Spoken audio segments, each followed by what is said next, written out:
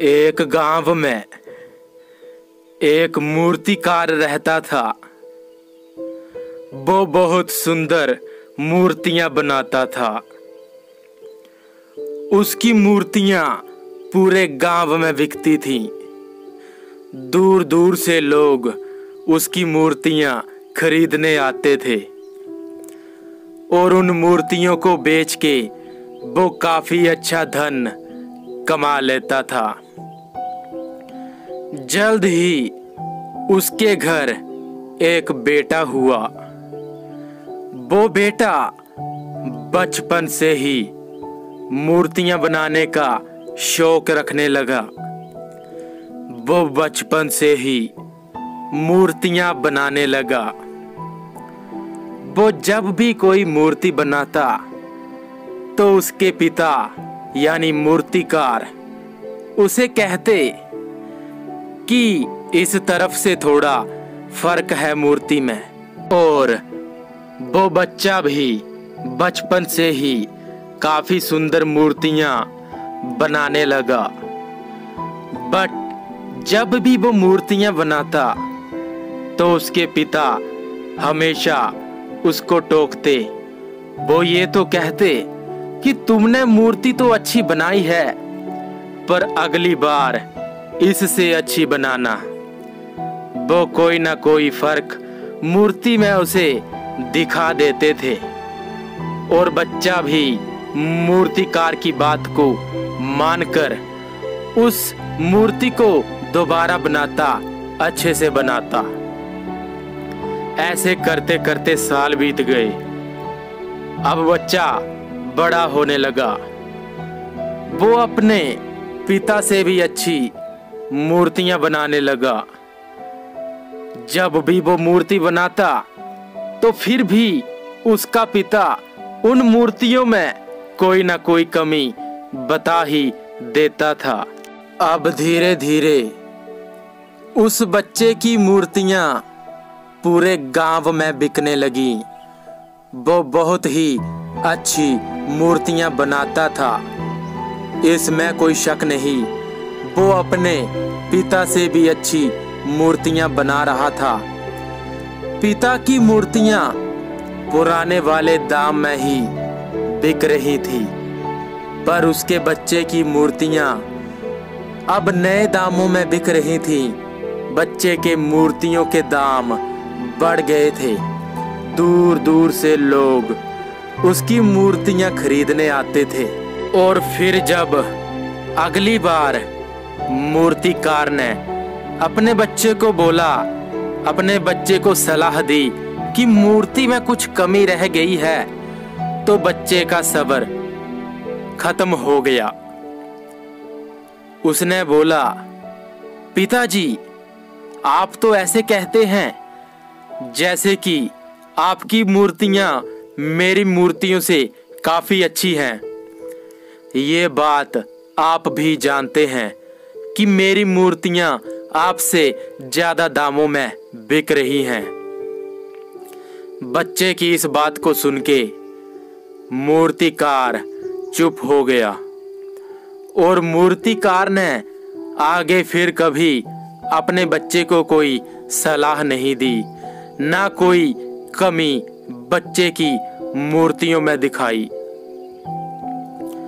अब क्या हुआ, धीरे धीरे मूर्तिकार के बच्चे के मूर्तियों के दाम घटने लगे। अब बच्चा परेशान हो गया क्योंकि कोई भी उसकी मूर्ति नहीं खरीद रहा था। बच्चा बहुत परेशान हो गया।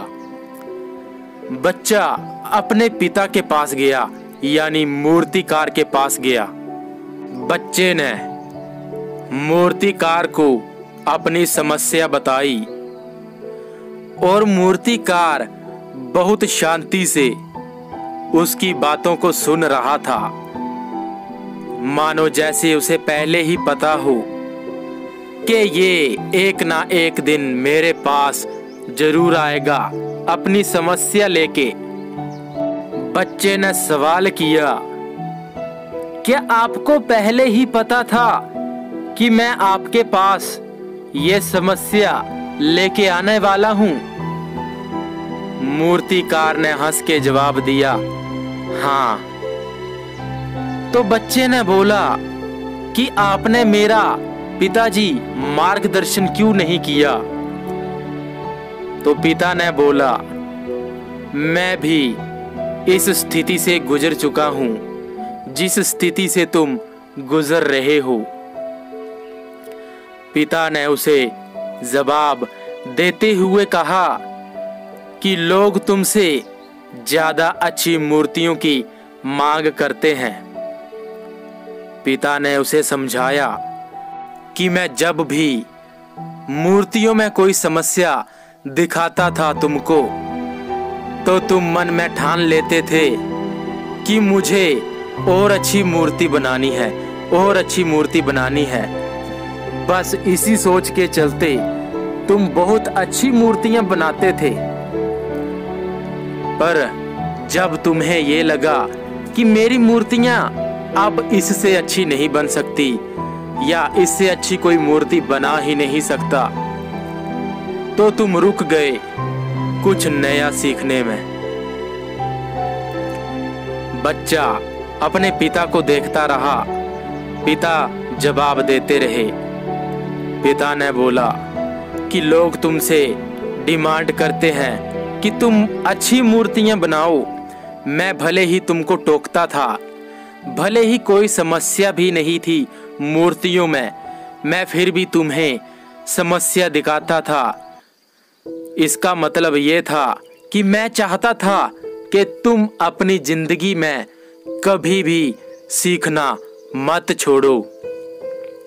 अगर तुमने कोई क्षेत्र पकड़ा है, उस क्षेत्र में ऐसी कोई जगह नहीं आती है जहां पे ये कंडीशन हो कि तुम अब इस जगह से आगे नहीं बढ़ सकते। तुम्हारे दिमाग में ऐसी सोच बन गई कि अब मैं इससे अच्छी मूर्तियां नहीं बना सकता।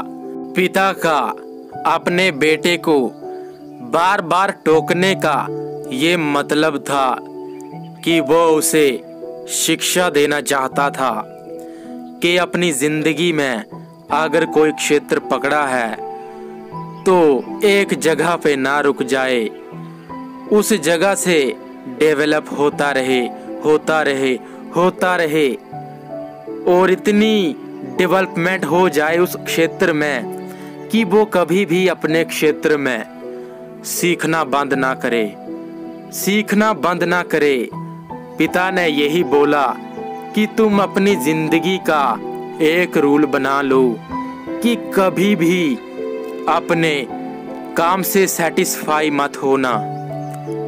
जिस दिन तुम अपने काम से सेटिस्फाई हो गए, उस दिन समझो तुम्हारा सीखने का जुनून भी खत्म हो गया, तुम्हारी दिमाग की ग्रोथ रुक गई। तो हमेशा नया सीखते रहो। भले ही आपने महारत हासिल कर ली है किसी क्षेत्र में, पर फिर भी सीखना बंद ना करो। तो इससे हमें ये शिक्षा मिलती है कि कभी भी सीखना बंद मत करो। अगर आप अपने काम से संतुष्ट हो गए तो आपकी दिमाग की ग्रोथ भी रुक गई और आप लाइफ में आगे नहीं बढ़ सकते।